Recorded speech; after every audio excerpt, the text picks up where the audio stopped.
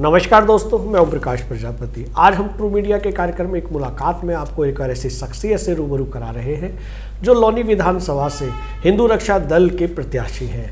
आप हैं अमित प्रजापति जी। अमित प्रजापति जी, आपका ट्रू मीडिया के कार्यक्रम में एक मुलाकात में स्वागत है। धन्यवाद आपका और आपके चैनल के सभी साथियों का धन्यवाद।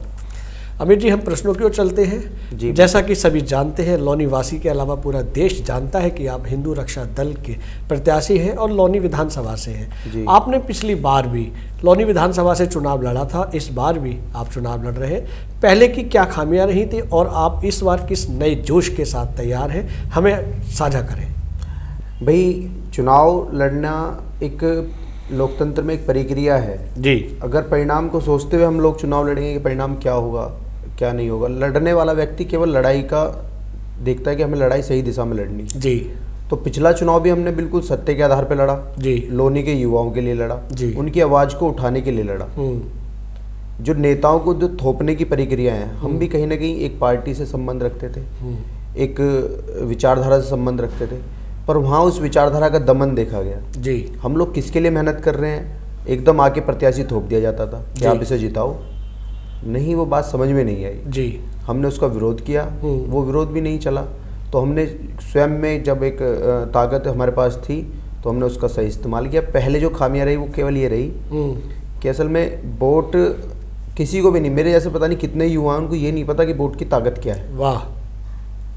और इतने कितने परिवार हैं, उनको केवल उस दिन लास्ट के दिन एक मोमेंट चलाया जाता है, केवल उनसे वोट जबरदस्ती डलवाई जाती है जी। डरा के डलवाई जाती थी, आज भी डरा के डलवाई जाती है। तो मैंने ये चीज देखी कि यार हम लोग आज तक किसको वोट दे रहे थे। हवा चलती थी, आंकड़े बताए जाते थे। अब से मेरे घर के बड़े ने कह दिया कि भाई इसको वोट देनी है, तो हमने कहा ठीक है भाई, पापा कह रहे हैं वोट देनी है जी। किसी ने कभी ये दिमाग नहीं लगाया कि हमें वोट देनी क्यों है और किसको देनी है और क्या इस वोट का महत्व है जी। तो ये चीज मैं युवाओं को बताना चाहता हूँ कि पहली बात तो हम वोट लेने का भी अधिकार रखते हैं जी।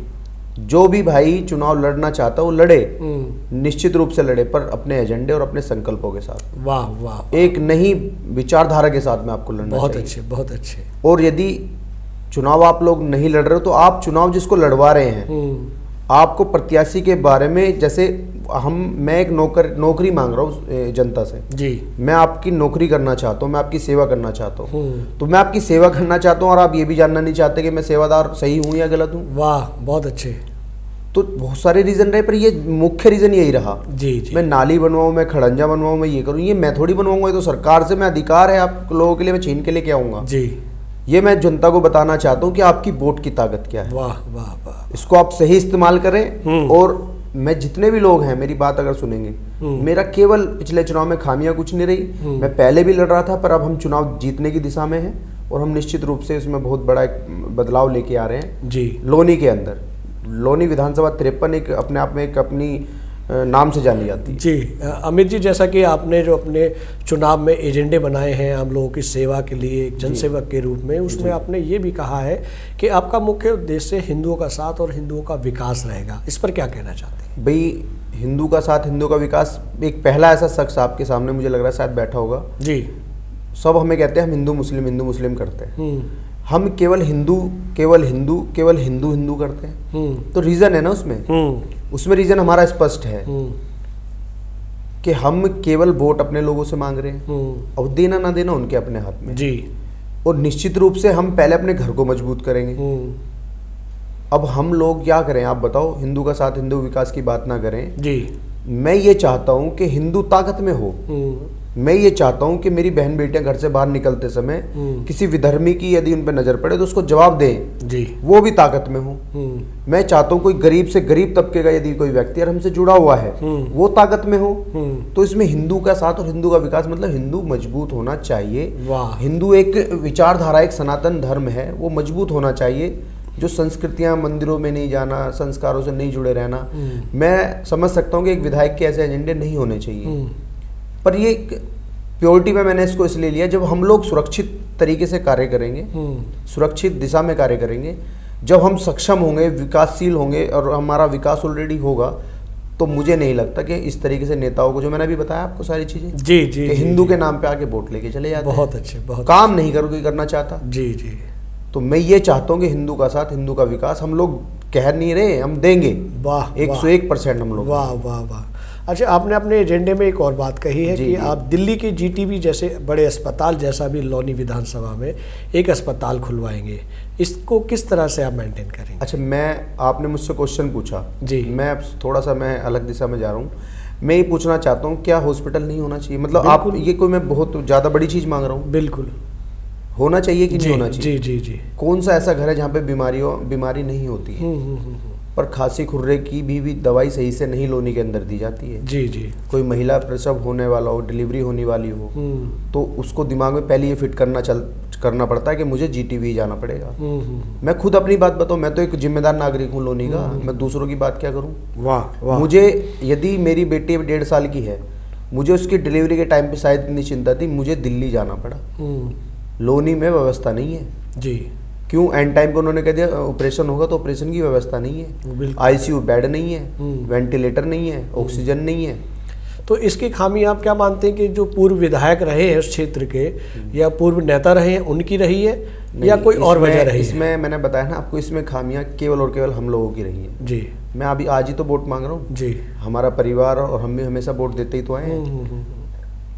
आज मैंने वोट लेने के लिए कहा है, मैं भी लोगों से वही वादे कर रहा हूँ, पर वास्तव में कमी हम लोगों की है जी, जनता की है, मतदाता की है, मतदाता की जी। वो अपने मत का सही उपयोग नहीं कर रहा है, वो केवल एक लहर में बह रहा है। मान लो आपको रास्ता, मुझे जाना है एक इधर और नदी बह रही है बिल्कुल सीधी दिशा में, तो हम ये सोचेंगे कि यार अब बह रही है, मेहनत भी नहीं करनी पड़े, तो सीधा बहते चले जाओ, बहते चले जाओ।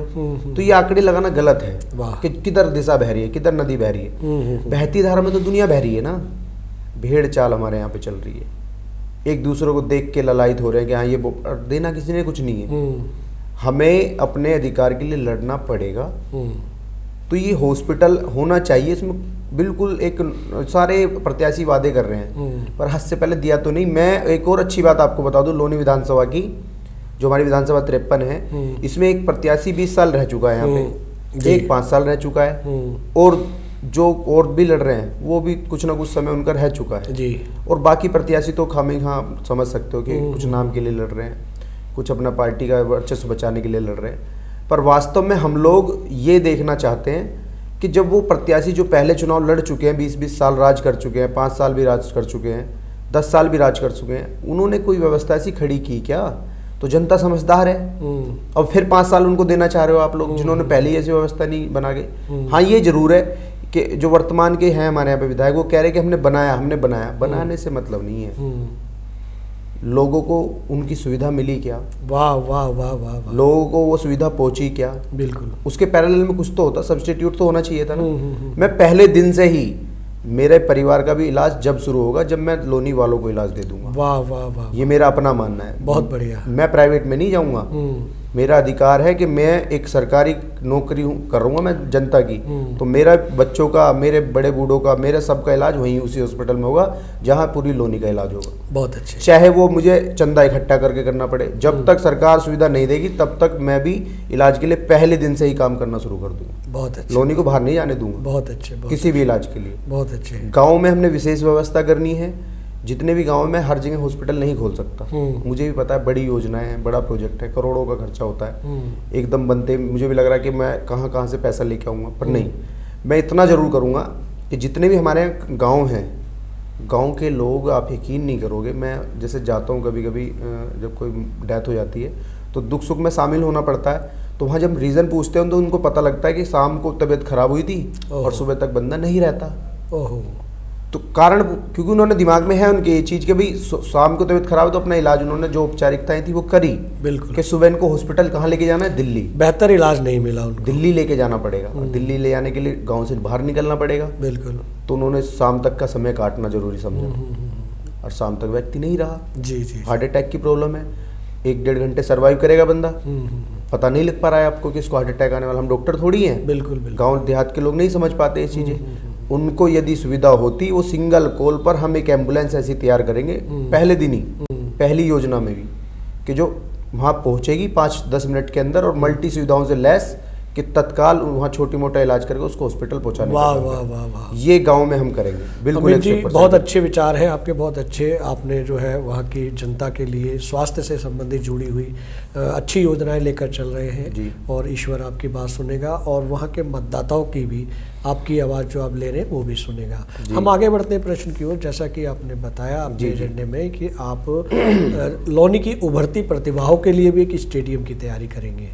ताकि युवा जो है एक अच्छा मुकाम हासिल कर सके, अपना जीवन यापन कर सके। इस पर क्या कहना चाहते हैं? ये मेरा कोई चुनावी वादे नहीं है जी। मैं अगर चुनाव जीतूं हारूं मतलब नहीं है, मेरे दिमाग में ये चीज़ें बैठ चुकी हैं। कहते हैं ना किक लग गई है।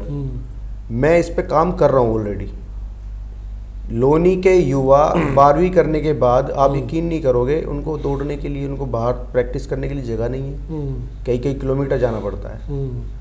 ऐसा समझो जैसे किराए पे जाना पड़ रहा हो। क्या बात है, क्या बात। हमारे पास क्या सुविधाएं हैं? स्टेडियम 18 लाख की आबादी में 2-2.5 लाख तो युवा तो मान ही सकते हो आप जी लोग। जी जी बिल्कुल बिल्कुल बिल्कुल। और उन्हीं के पास वो 5-6 साल होते हैं, उसी में उनको एक अच्छा एनवायरनमेंट देना एक अच्छे जनप्रतिनिधि का एक पहला काम होना चाहिए। पर वो ये लोग जानते हैं, यदि हमारे यहाँ का युवा, मैं बिल्कुल स्पष्ट बता रहा हूँ, अगर हमारे यहाँ का युवा पढ़ लिख गया और अच्छी नौकरी करना शुरू कर देगा तो वो अपने अधिकारियों को छीनना शुरू कर देगा, जैसे मैं छीन पा रहा हूँ। मैं BCA कर चुका हूँ, मुझे पता है कि बाहर क्या सुविधाएं, और बाहर नहीं, ज़्यादा बाहर नहीं, मैं गाजियाबाद की बात कर रहा हूँ। गाजियाबाद में हमें पढ़ाई करने के लिए जाना पड़ता है। स्टेडियम की बात हो, गाजियाबाद जाना पड़ता है। हमारे लोनी में ये चीज़ें आनी बहुत ज़्यादा ज़रूरी हैं। युवाओं को समझ में नहीं आता, उनके पास केवल 5, अभी मैं अपने बताता हूँ, मेरी उम्र 29-30 साल है। अब कोई मुझसे पूछे आप मेरे लिए क्या करोगे, मेरे जितने जैसे युवा हैं मैं उनके लिए कुछ नहीं कर पाऊंगा, क्योंकि शादी हो चुकी है, अब मेरी नौकरी जो लगनी थी वो लग चुकी है, उम्र निकल चुकी है। अब मैं क्या कर सकता हूँ? मैं केवल आपको एक एनवायरनमेंट दे सकता हूँ, वो मैं दूंगा, वो मैं आज भी दे रहा हूँ। मैंने कहा हिंदू मजबूत रहेगा, हिंदू मजबूत तभी रहेगा तब वो हम उसे मजबूत करेंगे। बिल्कुल, वो मैं एनवायरनमेंट दे चुका हूँ ऑलरेडी। पहले ऐसी घटनाएं अब लोनी में होना संभव नहीं है, कोई कर भी नहीं सकता। पर मैं उनके भविष्य के लिए क्या कर सकता हूँ? मैंने उनको कहा मैं नहीं कर पाऊंगा, क्योंकि 30 साल के बाद युवा के पास एक जो गोल्डन उसका टाइम होता है वो निकल चुका होता है। बिल्कुल बिल्कुल बिल्कुल। अब मैं केवल काम आने वाली जो हमारी पीढ़ियां हैं, हमारे बच्चे हैं, उनके लिए मैं ऐसा एनवायरनमेंट तैयार कर दूंगा कि वो 5वीं से पढ़े तो तुरंत अच्छा स्कूल मिलेगा, बहुत अच्छा स्कूल से पढ़ के अच्छा एक उनको गाइडेंस मिलेगा, डिग्री कॉलेज मिलेगा अपने लोनी के अंदर ही, बाहर नहीं, लोनी के अंदर ही अच्छा स्कूल गाइडेंस मिलेगा, अच्छा कॉलेज मिलेगा। तुरंत अगर उनको खेल प्रतिभाओं में जाना तो अच्छी उनको यहाँ पे स्टेडियम की सुविधा मिलेगी। बहुत अच्छी, बहुत ये युवाओं के लिए सोचने का विषय है। मैं बार बार इसी बात को कह रहा हूँ, हमारे यहाँ पे लोग नाम के लिए लड़ रहे हैं जी, कुछ नाली खड़ंजे के लिए लड़ रहे हैं। लोग जाता हूँ तो कहते हैं हमारा नाली बनवा दो और वोट ले लो। अरे भैया अपनी इतने छोटे छोटे लालच में क्यों वोट को बेच रहे हो? बिल्कुल। मैं स्पष्ट, मेरा चुनाव है, आप वोट मुझे नाली खड़ंजे के लिए भैया एक वोट मत दो। मैं आपके बच्चों के भविष्य के लिए लड़ाई लड़ रहा हूँ। नाली खड़ंजा ये आपकी मौलिक अधिकार हैं। ये तो इस राजा की तरह हो गया। आपने एक कहानी सुनी होगी कि 4 साल तक जनता पे कोड़े बरसाओ और दिखा कि अब राजपाट का समय आ गया है तो लास्ट महीने बुलाकर उनको मलहम लगाने का काम करो। क्या बात है, ये चल रहा है लोनी के अंदर। वो भी वही कि 4 साल तक आपको नाली खड़ंजे के लिए तरसाओ, ऊपर आप सोच ही नहीं पाओगे। भाई यही सोचोगे भाई घर तो बन जाए पहले, नाली खड़ंजा तो बने, फिर आप शिक्षा मांगोगे, चिकित्सा मांगोगे। क्यों नहीं मांगा आज तक आपने? क्यों नहीं मेरे जैसा कोई प्रत्याशी बाहर निकल के आया चुनाव लड़ने के लिए? बिल्कुल बिल्कुल। ये सोचना पड़ेगा लोनी को। स्थिति बद से बदतर हो गई। केवल चेहरे बदले पर राजनीति हमारे यहाँ की नहीं बदली। वाह वाह, विकास नहीं हुआ लोनी का। विकास की बात ही छोड़ दो ना, मैं बताता रहा हूँ, केवल नाम की लड़ाई लड़ी गई। जी जी जी, खूनी लड़ाई यहाँ पे लड़ी गई है जी जी जी, सीट के चक्कर में। अच्छा अमित जी, जैसा आपने बताया कि आप जो है भावी पीढ़ी के लिए काम करना चाहते हैं, जी। उनके बच्चों के, उनके भविष्य के लिए काम करना चाहते जी, हैं। जी। और चुनावी समर चल रहा है, चुनावी माहौल चल रहा है और राजनीति बड़ी गर्म जोश के साथ है। आपके हिंदू रक्षा दल से आप प्रत्याशी हैं, तो आपका चुनाव चिन्ह क्या है ये भी हम हाँ, ये चुनाव चिन्ह हमारा फुटबॉल मिला है हमें जी। और इस पे भी मैं एक मतलब टिप्पणी करना चाहूँगा। असल में हमारा चुनाव चिन्ह फिक्स था। पिछली बार जैसे हमने नारियल से चुनाव चिन्ह लड़ा जी, तो हमें तो ये अंदाजा था कि भाई नारियल से चुनाव चिन्ह आएगा। पर सरकार की क्या नीतियां हैं, क्या उनकी गाइडलाइंस हैं, उसके तहत वो चुनाव चिन्ह बदला। कोई बात नहीं, चुनाव हमने काम किया हुआ है। पर मैं ये देख रहा हूँ कि अब 14 दिन हमारे पास बचे हैं, तो हमारा चुनाव चिन्ह कैसे लोगों तक पहुँचेगा फुटबॉल। पर कार्यकर्ताओं को ज़्यादा मेहनत करनी पड़ेगी जी। तो अब देखना ये है कि भाई मैं तो ये सोच रहा हूँ निर्दलीय आने वाले समय में कोई प्रत्याशी लड़ ही नहीं पाएगा, पार्टियां टिकट देंगी नहीं, निर्दलीय आप लड़ नहीं पाओगे, तो बड़ा संभव, मतलब ये राजनीति देखो कितनी एक घूमने वाली चीज होगी। क्या बात है, क्या बात। बस जिस दिन पर्चा दाखिल करा उसी दिन मुझे लगता है सिंबल दे देना चाहिए कि इसमें प्रक्रिया में सुधार होना चाहिए। बिल्कुल। पर ये पार्टियों की नीति है कि भाई निर्दलीय तो कोई खड़ा ही ना हो पाए। क्यों? इनको खुद का खतरा रहता है कि कोई पार्टी निर्दलीय 14 दिन में कुछ नहीं कर पाएगी। चुनाव सिंबल होता नहीं है, अनएजुकेटेड लोग हैं, मतलब 30% तो मान के चलो, मैं तो 50 मान के चलता हूँ। बिल्कुल बिल्कुल। उनको केवल सिंबल दिखाई देता है कि बटन कहाँ दबाना है। अब बड़ा मुश्किल तो है पर नामुमकिन नहीं, क्योंकि टीम हमारे पास बहुत है। हम अपना चुनाव चिन्ह जगह जगह पहुंचाने का काम शुरू करेंगे। आपने अपने एजेंडे में जो है एक डीटीसी बस का भी जिक्र किया है कि आप लोनी से दिल्ली या एनसीआर में उसको जोड़ेंगे। इस मामले में क्या कहना चाहते हैं? नहीं, जितने एजेंडे आपने पढ़े हैं मुझे लग रहा है सारे के सारे जवाब तो देना संभव नहीं है, पर डीटीसी मैं आपको थोड़ा सा बता देता हूँ जी। हमारे यहाँ पर कुछ बसें लगती थी जिससे लोगों को बहुत सहूलियत होती थी जी, क्योंकि मैं देखो एक गरीब परिवार से हूँ। गरीब होना कोई ऐसा नहीं कि गुनाह है। इस देश में केवल 90% लोग गरीब ही हैं, 10% लोग हैं बिल्कुल जिनको आप अमीर कह सकते हो। उनको आप सदा अमीरी देखेंगे और जो 90% लोग उनको सदा गरीबी देखेंगे। तो इसलिए कोई गुनाह नहीं है, ये तो आपके मतलब उसमें आ चुका है कल्चर में कि गरीब गरीब ही रहना है और अमीर को अमीर ही रहना है। तो मैं ये चाहता हूँ कि जो छोटी छोटी सुविधाएं गरीब से जुड़ी हुई हैं, अब बहन बेटियों को एक बात हो, ऑटो में बैठ के जाना पड़ता है, 4-4 सवारी पीछे बैठती है, उनकी मर्जी से ही बैठना पड़ता है, बिल्कुल बदतमीजी होती है, महिलाओं को जाने में बदतमीजी होती है, बुजुर्गों को जाने में बदतमीजी की होती है उनके साथ में। तो आप ये समझ के चलें कि जब वो बसें हमारे यहाँ से डायरेक्ट 2 नंबर पे आती थी और सीधा पूरे दिल्ली में वो जाती थी, कई जगह कम पैसों में, दिल्ली से जोड़ती थी, कम पैसों में अच्छी सुविधा थी उनके पास। जी जी जी। अब पता नहीं वो क्या हुआ क्या नहीं हुआ, पर हम रिक्वेस्ट करेंगे, रिक्वेस्ट नहीं तो भैया ताकत के आधार पर उस बस को हम दोबारा लोनी में स्थापित करेंगे, जिससे कि लोगों की सुविधा वापस मिले। बहुत छोटी छोटी चीजें पर हम काम करेंगे। जी जी। एक और आपका एजेंडा बड़ा महत्वपूर्ण है जो लव जिहाद से जुड़ा हुआ है। बेटियों के लिए, मातृशक्ति के लिए, माताओं के लिए आप अभी भी कर रहे हैं और पीछे दिनों देखा भी गया है कि आप इस पर बहुत बड़े स्तर पर काम कर रहे हैं। इस पर क्या कहना चाहेंगे? भाई कहना स्पष्ट है, मैंने अपने जीवन में अपने आप को सब आपके लिए समर्पित कर दिया है जी। और आज हिंदू रक्षा दल का एक बेनिफिट आपको देखने को मिलेगा कि हम लोग जिस परिवार में चले गए ना, वहां लव जिहाद होने का कोई मतलब नहीं बन सकता। वाह। 101% मैं आपको कह सकता हूं कि वहां लव जिहाद जीवन में नहीं होगा। लव जिहाद एक बहुत बड़ी समस्या इस देश के लिए आने वाले समय में बनेगी। एक लव जिहाद से कई पीढ़ियों को नुकसान पहुंचाएगा। बिल्कुल सही कह रहे हैं आप। कई परिवार खराब होते हैं, कई पीढ़ियां खराब होती हैं। बिल्कुल। तो ये लड़ाई हमारी बिल्कुल सॉलिड है और मैं लव जिहादियों को तो बर्दाश्त करूंगा ही नहीं लोनी के अंदर। जो आज राजनीति करने की सोच रहे हैं, मैं उनके पोस्टर भी नहीं लगने दूंगा। इतनी ताकत से हम इस पे काम कर रहे हैं और करेंगे भी। ताकत मिले ना मिले फर्क नहीं पड़ता जी, हम लोग इस पर काम ताकत से करेंगे। ये बिल्कुल मेरा एक संकल्प है। बहुत अच्छा। जब तक मैं जीवित हूँ तब तक मैं एक एक परिवार को सुरक्षित करने के लिए लड़ाई लड़ूंगा। और मैं अपनी बहनों को संदेश देना चाहता हूँ, जितनी भी मेरी बातें सुन रही हैं, मेरी बहनें हैं, छोटी बहनें, बड़ी बहनें, मातृशक्ति, आप अभी से ये चीज समझ के चलें। चुनाव 10 दिन के हैं, पर हो सकता है कि आज आपने एक इंटरव्यू मेरा लिया है, हो सकता है मेरी बात दूर दूर तक जाए। लव जिहाद को समझो, आप किससे दोस्ती कर रहे हैं ये समझो, उसके बाद में एक सही निर्णय आपको लेना चाहिए। ये विधर्मी जो दूसरे धर्म के लोग आपसे जिस तरीके से लव जिहाद की मानसिकता में फंसाने का काम कर रहे हैं, ये एक आने वाले समय में देश के लिए बहुत घातक होगा। निश्चित रूप से आप लोग हमसे जुड़े रहें और आपके चैनल से भी मैं कहना चाहूँगा कोई भी ऐसी घटना लोनी में ना हो, इसके लिए हम संकल्पबद्ध हैं। अमित जी, चलते चलते हम अंतिम प्रश्न करते हैं कि आप ट्रू मीडिया चैनल के माध्यम से लोनी वासियों को और हिंदुत्व को क्या संदेश देना चाहते हैं? भाई मैं सबसे पहले संदेश आपके चैनल के माध्यम से देना ये चाहता हूँ जी कि हम चुनाव में उतर चुके हैं। मैं अभिमन्यु तो नहीं हूँ, पर मैं हाँ इतना जरूर मुझे पता है कि मैं 2017 में इस चक्रव्यूह को, जो लोनी का चक्रव्यूह है जी, जिसको कभी किसी ने भेदने का प्रयास नहीं किया, मैं उसे भेद के उसके अंदर घुस चुका हूँ। फुटबॉल का चुनाव चिन्ह मेरा आ चुका है और अब तमाम तरह के भ्रामक प्रयास आपको किए जाएंगे भड़काने के लिए। तमाम विपक्षी लोग जो हैं वो भड़काएंगे, भ्रम फैलाएंगे। आपको भ्रम में नहीं आना है। फुटबॉल का बटन दबाना है, 5वें नंबर पे हमारा बटन है। आपका बेटा आपका प्रत्याशी, और इस बार लोनी की जनता जो है वो नेता नहीं बेटा चुनने का काम करे। मेरी अपील केवल ये है कि एक बेटा परिवार को दुखी कभी नहीं रहने देगा। बहुत अच्छे, बहुत अच्छे। तो नेता आप लोगों ने चुन लिए हैं, इस बार आपका समय बेटा चुनने का है, तो आप लोग बेटा चुने और लोनी का बेहतर विकल्प आपके पास में है। हार जीत से कोई मतलब नहीं है, आपके एक एक वोट हमें ताकत देगी। वोट देकर हमें विजयी बनाएं और सफल, हमारे इस अभियान को सफल बनाएं। जय श्री राम। बहुत बहुत धन्यवाद अमित जी, आपने ट्रू मीडिया चैनल के लिए अपना बेशकीमती समय दिया। आपने इतना समय हमें दिया, आपका भी बहुत बहुत धन्यवाद जी। धन्यवाद। अगर आप ये वीडियो YouTube पर देख रहे हैं तो हमारे चैनल को सब्सक्राइब करें और बेल आइकन को दबाना ना भूलें। अगर आप Facebook पर ये वीडियो देख रहे हैं तो हमारे पेज को लाइक करें।